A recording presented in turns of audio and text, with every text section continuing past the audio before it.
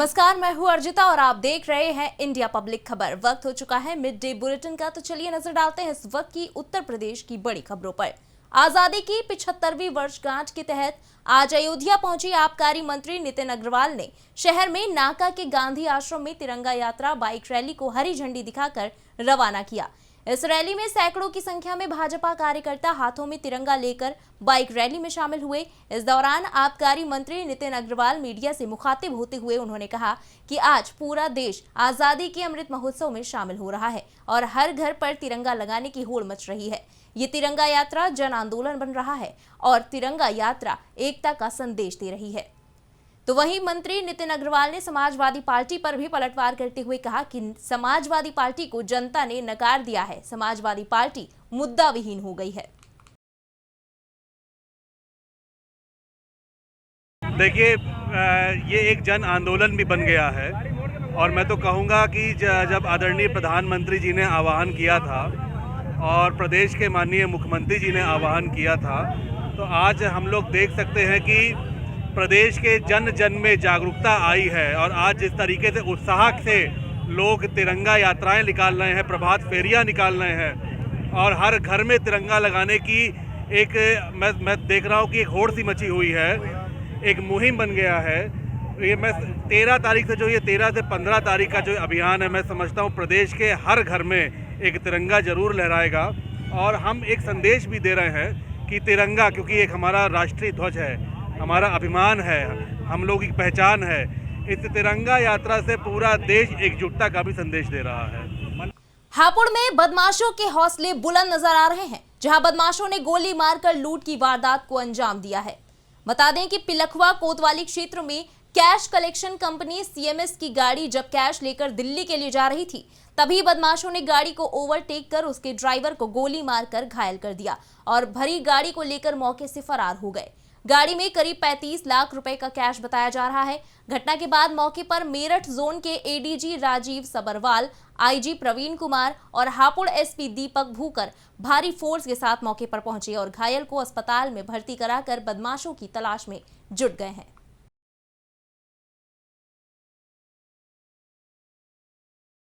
वहीं अमरोहा के थाना सैदन गली इलाके के कस्बा उझारी में घर से मुहर्रम का जुलूस देखने गया एक बच्चा लापता हो गया। वहीं कुछ वक्त बाद लापता बच्चे का शव स्विमिंग पूल में पड़ा मिला। मौके पर पहुंची पुलिस ने शव को कब्जे में लेकर पोस्टमार्टम के लिए भेज दिया है और जांच में जुट गई है। वहीं परिजनों ने हत्या की आशंका जताई है। इन दिनों नदियां उफान पर हैं। बलिया की बात करें तो गंगा नदी दक्षिण तरफ से निकलती है लेकिन घटाव पर है। वहीं सरयू नदी उग्र रूप ले चुकी है। उपजाऊ जमीन की कटान होने से किसान दहशत में हैं। किसानों को ये डर सता रहा है कि कहीं हमारा गांव भी नदी में विलीन न हो जाए। एक तरफ शासन और प्रशासन अलर्ट मोड पर है, लेकिन नदियां बढ़ाव पर हैं। बांसडीह तहसील के खादीपुर मलाही चक सुल्तानपुर गाँव की उपजाऊ जमीन सरयू नदी की आगोश में आ गए हैं। ग्रामीणों का कहना है कि इतनी तेजी से जल स्तर बढ़ने के कारण हर रोज हो रही कटानों की वजह से हमारी पूरी उपजाऊ जमीन नदी में विलीन हो रही है।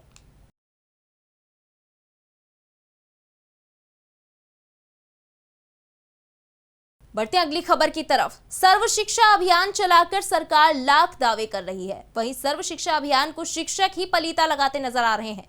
बता दें कि स्कूल खुलने का समय सुबह 8 बजे का है, लेकिन शिक्षक घंटों बाद शिक्षक स्कूल पहुंचते हैं। वहीं बच्चे रोड पर खड़े होकर शिक्षकों का इंतजार करते हैं। जब परिजनों से बात की गई तो उन्होंने कहा कि बच्चे सड़क पर खड़े होकर शिक्षकों का इंतजार करते हैं, कहीं बच्चों के साथ कुछ हो जाए तो उसका जिम्मेदार कौन होगा। स्कूल में ताला लगा है, मास्टर अभी आए नहीं है। नहीं। कितने बजे तक आते हैं? 8 बजे तक। 8 तो बज चुका है। पता नहीं है। क्या नाम आपका? अजय। अरे 8 बजे का विद्यालय है, समय तो बहुत हो गई है। क्या हुआ? 8 बजे के 45 मिनट हो गए हैं, मास्टर कोई नहीं आए हैं। ये डेली का कार्यक्रम है कि आज का? नहीं, डेली का है। तो विद्यालय नहीं आ रहे बच्चे, आप पढ़ने आते हैं? आते हैं, रोज आते हैं। रोड पे खड़े होते हैं, कुछ दिक्कत हो जाएगी, इसका जिम्मेदार कौन होगा? मास्टर होंगे और कौन होगा। आप लोग उसको कहते नहीं कहते इन लोगों से? कहा जाता, मास्टर की मनमानी चलती है। कौन सा गांव है? रतनपुरा, मधारपुरा। फर्रुखाबाद के कमालगंज थाना क्षेत्र के सिंघी रामपुर अस्तल गांव में दोस्तों के साथ गंगा नहाने गया युवक डूब गया। वहीं दोस्तों के शोर मचाने पर मौके पर जानवर चरा रहे लोगों ने किसी तरह युवक को बाहर निकाला, तब तक उसकी मौत हो चुकी थी। पिछले कुछ दिनों से पहाड़ों पर हो रही भीषण बारिश के चलते नदियां उफान पर हैं। वहीं कासगंज को पावन करने वाली पतित पावनी गंगा नदी भी अपना रौद्र रूप धारण कर चुकी है। जिले के गंज डुंडवारा ब्लॉक क्षेत्र के गांव बरौना और बतौली समेत 1.5 दर्जन तटवर्ती गांवों में गंगा ने अपना रुद्र रूप धारण कर लिया है। जल प्रलय की आहट से ग्रामीणों में दहशत है, वो सुरक्षित स्थानों की ओर पलायन कर रहे हैं। हालांकि जिला प्रशासन ने खतरे को भांपते हुए सिंचाई विभाग द्वारा स्थापित बाढ़ चौकियों को सक्रिय करते हुए सतर्कता बढ़ा दी है और प्रशासनिक अधिकारी तटवर्ती गांव की लगातार खबर ले रहे हैं। आप ये ट्रैक्टर में सामान भरकर कहाँ ले जा रहे हैं और क्यों ले जा रहे हैं, क्या है पूरा मामला बताएं। मेरा ये प्लान करके ले जा रहा हूँ, गंगा जी की धारा में कटान की वजह से मैं ये खाली करके घर जा रहा हूँ, कहीं गंगा में बह ना जाए, इस बात का मुझे डर है। घर के पीछे से कटान लग चुका है गंगा जी का, मैं दूसरे गाँव लेके जा रहा हूँ। तो क्या ये आपके परिवार के लोग भी जा रहे हैं कि केवल सामान ले जा रहे हैं? अभी तो परिवार सहित ही जाऊंगा, जब मेरा घर ही नहीं रहेगा यहाँ पे तो परिवार के लोग यहाँ पे क्या करेंगे, मैं परिवार के ही जा रहा हूँ। जिला प्रशासन की तरफ से अभी तक कोई मदद की गई है क्या? अभी तो कोई मदद नहीं की गई है। जो सूचनाएं हम लोगों के पास है, इस पर हम लोग जून से ही सिंचाई विभाग के माध्यम से और स्थानीय जो SDM है उनके माध्यम से इस गाँव में हम लोग कार्य करा रहे हैं और उसको फॉलो कर रहे हैं। बरौना में सिंचाई विभाग के द्वारा वहाँ पर जो तत्समय जल स्तर था उसको देखते हुए पॉर्क्यूपाइन और बांस और बल्ली को लगाते हुए उसमें प्रॉपर तरीके से वहाँ पर जो तट वाला क्षेत्र था उस पर इन्होंने सुदृढ़ीकरण का कार्य उनके द्वारा कराया गया था। वर्तमान में जो गंगा का जल स्तर है वो बहुत अधिक बढ़ चुका है, जिसकी वजह से और तेज़ गति की वजह से भी वहाँ पर कटान की स्थिति अभी बनी हुई है। इसके दृष्टिगत सिंचाई विभाग को पुनः सचेत किया गया है। बीच में भी मेरे स्वयं अपने द्वारा भी और सिंचाई विभाग के भी जो अधिकारी हैं उनके द्वारा भी मौके पर निरीक्षण किया गया है और वर्तमान में जल स्तर को देखते हुए जो संभव व्यवस्थाएं वहाँ पर हैं, अभी भी बांस और बल्ली के साथ और साथ ही साथ जो बड़े सीमेंट के जियो बैग्स होते हैं उनको उपयोग करके वर्तमान में भी कोशिश की जा रही है कि ज़्यादा से ज़्यादा बचाव कार्य हो। मैं तो ये कह रही हूँ कि मैंने जिस दिन से विधायक हुई हूँ उस दिन से मैं यहाँ आई हूँ और मैंने ये कहा है प्रशासन को, सबको लिख के दिया है, ऊपर तक लिख के ये दिया है कि यहाँ उससे पहले बांध बनना चाहिए पक्का, और यहाँ के लिए मैंने दिया है। अब उसका कुछ जो हो रहा है वो आप लोग देख ही रहे हैं, सारा यहाँ कटान हो रहा है, पूरा गाँव बहने के कगार पर खड़ा हुआ है। अब इसका क्या है, मैं तो बराबर लिख रही हूँ, बराबर जिस दिन से विधायक हुई हूँ मुस्तकिल वो प्रधान पप्पू मुस्तकिल जा रहे हैं, ले के सब जगह दिया है। मैंने जल निगम में भी दिया है, वहाँ DM साहब को भी कहा है, सबको कहा, सिंचाई विभाग को भी कहा है, सबको कहा है। जो करते हैं अगली खबर की तरफ, जहां हमीरपुर के मौदाहा कोतवाली क्षेत्र में दुकान पर अकेले बैठे युवक के साथ दबंगों ने जमकर मारपीट की। बताया जा रहा है कि आपसी कहासुनी के बाद युवक की मारपीट की गई। वहीं मारपीट की घटना पास में लगे CCTV में कैद हो गई। स्थानीय लोगों के दखल के बाद मौके से दबंग फरार हो गए। पुलिस ने तहरीर पर मामला दर्ज कर लिया है और दबंगों की तलाश में जुट गई है। झांसी जिला अस्पताल ड्राम भरोसे चल रहा है। बता दें कि डॉक्टर ने मासूम का प्लास्टर काटने से इनकार कर दिया। वहीं मजबूरी में परिजनों को बच्चे के पैर का प्लास्टर खुद काटना पड़ा, जिसका वीडियो अब तेजी से वायरल हो रहा है। वहीं कासगंज पुलिस को इस बीच बड़ी सफलता मिली है। पुलिस ने सदर कोतवाली क्षेत्र में बीते 2 दिन पहले लूटी हुई डस्टर गाड़ी को बरामद कर लिया है। वहीं मुठभेड़ में 2 शातिर बदमाशों को भी गिरफ्तार किया है, जिनके पास से 2 तमंचे और 5 कारतूस बरामद हुए हैं। बता दें कि दोनों बदमाश एटा जिले के रहने वाले हैं। दोनों बदमाशों ने OLX पर गाड़ी देखकर गाड़ी मालिक को बुलाकर तमंचे के बल पर गाड़ी लूट ली थी।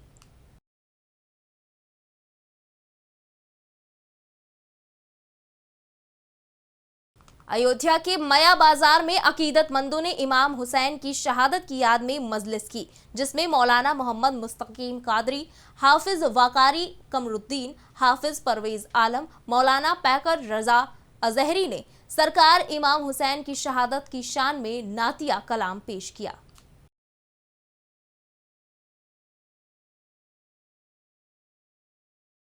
इस बीच हरदोई के थाना कासिमपुर पुलिस चौकी गौसगंज क्षेत्र के ग्राम गौरी खालसा में अशरे आशूर की अलविदाई मजलिस मुरादाबाद से आए मौलाना अफाक आलम ने खिताब की। उन्होंने अपने बयान में बताया कि करबला में किस तरह से मोहम्मद साहब के नवासे को दुनिया के सबसे बड़े पहले आतंकवादी यजीद इब्ने माविया ने शहीद किया। इस मंजर को लोग सुनकर बिलख बिलख कर रो पड़े। अगली खबर है चंदौली से। दरअसल चंदौली में भारत छोड़ो आंदोलन और अगस्त क्रांति दिवस की पूर्व संध्या को उत्तर प्रदेश पत्रकार परिषद और चढ़ती कला कार सेवा संस्था डीडीओ नगर के संयुक्त तत्वावधान में और अन्य सामाजिक और शैक्षणिक संस्थाओं द्वारा विशाल तिरंगा यात्रा निकाली गई। कार्यक्रम के प्रारंभ में स्वतंत्रता सेनानी के परिजनों को गुरुद्वारा प्रबंधक कमेटी ने अंग वस्त्र देकर सम्मानित किया, जिसके बाद नगर स्थित गुरुद्वारा साहिब से डीडीओ जंक्शन की सर्कुलेटिंग एरिया में स्थापित विशाल राष्ट्रीय ध्वज तक एक विशाल तिरंगा यात्रा निकाली गई, जिसके बाद नगर स्थित गुरुद्वारा साहिब से डीडीओ जंक्शन की सर्कुलेटिंग एरिया में स्थापित विशाल राष्ट्रीय ध्वज तक एक विशाल तिरंगा यात्रा निकाली गई, जिसको प्रतिनिधि के रूप में आए चंदन पासवान, उप निरीक्षक आरपीएफ डीडीयू एवं स्वतंत्रता सेनानी परिजनों ने संयुक्त रूप से झंडा दिखाकर रवाना किया। यात्रा में शामिल हजारों लोग 100 मीटर लंबा तिरंगा लेकर चले। साथ ही स्कूली बच्चे, समाज सेवी अपने हाथों में तिरंगे के साथ देशभक्ति के नारे लगाते हुए चले।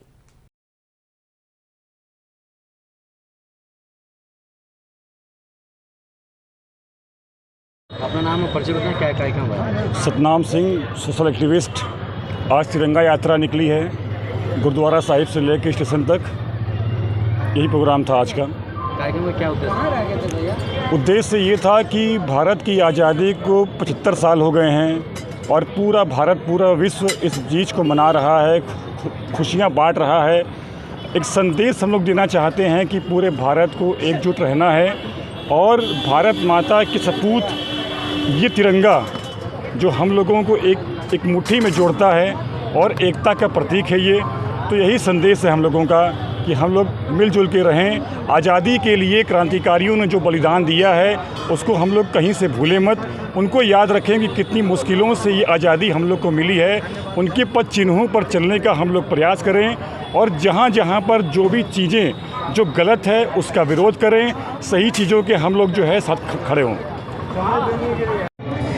अपना नाम और परिचय बताएं। मेरा नाम चंद्रभूषण मिश्रा है और मैं इस नगर का वासी हूं और आज के कार्यक्रम में एक सहभागी रहा हूं। आज क्या कार्यक्रम रहा? आज तिरंगा यात्रा था आज़ादी के महामहोत्सव में। आज जो है करो या मरो आंदोलन की शुरुआत से लेकर भारत छोड़ो और अगस्त क्रांति तक का एक समन्वयक यात्रा थी और उस समन्वयक यात्रा में आज हम सब हिस्सेदार थे। यात्रा कहाँ से कहाँ ले जाके समाप्त? यात्रा गुरुद्वारे जीटी रोड से शुरू होकर के और पंडित दीनदयाल उपाध्याय नगर के जो ध्वज स्थल है उस वहाँ पर आकर के इसका विराम कार्यक्रम हुआ। इससे क्या लोगों को संदेश देना चाहते हैं?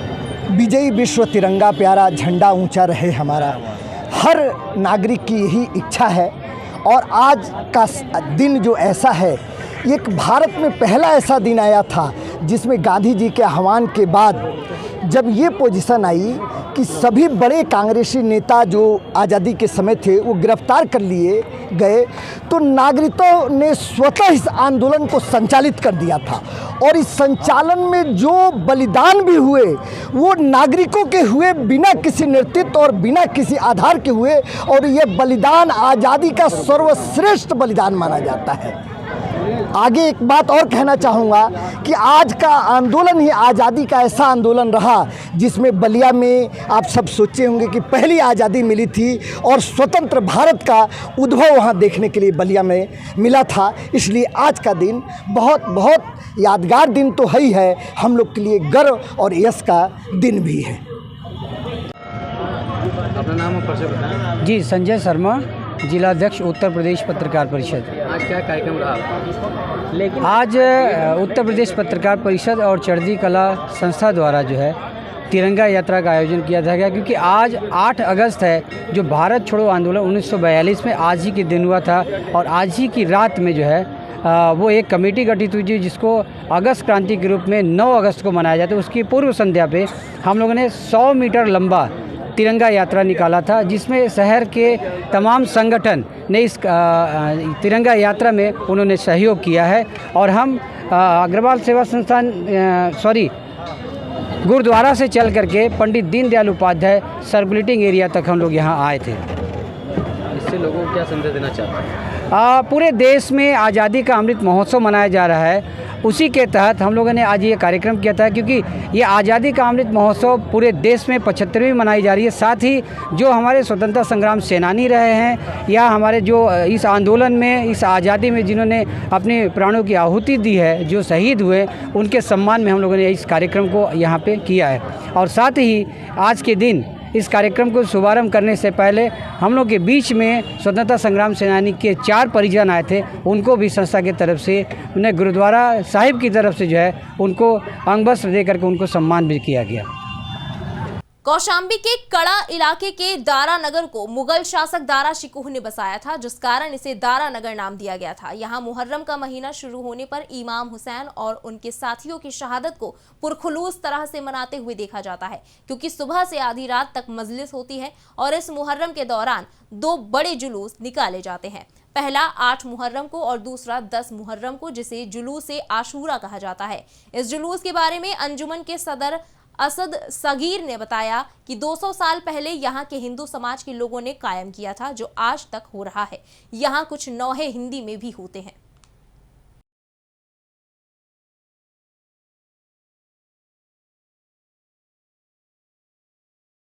बढ़ते हैं अगली खबर की तरफ। आजादी की 75वीं वर्षगांठ के उपलक्ष्य में पूरे देश में 11 अगस्त से लेकर 16 अगस्त तक आजादी का अमृत महोत्सव सप्ताह मनाया जा रहा है। इसके अंतर्गत हर घर तिरंगा कार्यक्रम के तहत सभी घरों पर राष्ट्रीय ध्वज फहराया जाना सुनिश्चित किया गया है, जिसके लिए पहले से ही तैयारियां चल रही हैं।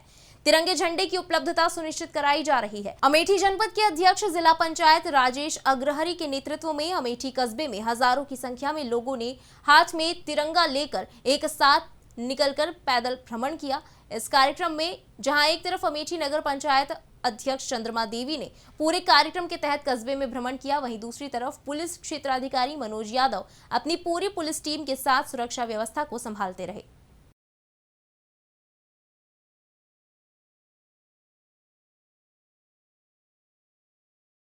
इस बीच झांसी में विश्व आदिवासी दिवस के अवसर पर स्वर्ण जयंती सभागार बीकेजी प्रांगण में आयोजित कार्यक्रम में सर्वप्रथम मां शबरी और भारत माता के चित्र पर माल्यार्पण कर कार्यक्रम की शुरुआत हुई, जिसमें मुख्य अतिथि SK राय, प्राचार्य बुंदेलखंड महाविद्यालय झांसी, डॉक्टर संदीप सरावगी, वरिष्ठ समाज सेवी, अध्यक्षता गोपाल सहरिया, अध्यक्ष मां शबरी सहरिया, आदिवासी झांसी, विशेष अतिथि डॉक्टर देवप्रिया, वरिष्ठ समाज सेवी, मुख्य वक्ता राजेश मालवीय, गायत्री पीठ झांसी शामिल रहे। वहीं मां शबरी सहारिया आदिवासी संस्था के प्रबंधक डॉक्टर संदीप सरावगी ने अपने संबोधन में कहा कि देश को स्वतंत्र हुए 75 वर्ष पूरे होने जा रहे हैं, जिसे हम सभी स्वतंत्रता के अमृत महोत्सव के रूप में मना रहे हैं। आप सभी से निवेदन है कि अपने घरों और कार्यालयों पर 13 से 15 अगस्त तक तिरंगा जरूर फहराएं। इसी के साथ इस मिड डे बुलेटिन में बस इतना ही। देश और प्रदेश की बाकी खबरों के लिए सब्सक्राइब करें इंडिया पब्लिक खबर के YouTube चैनल को और बेल आइकन दबाना बिल्कुल न भूलें।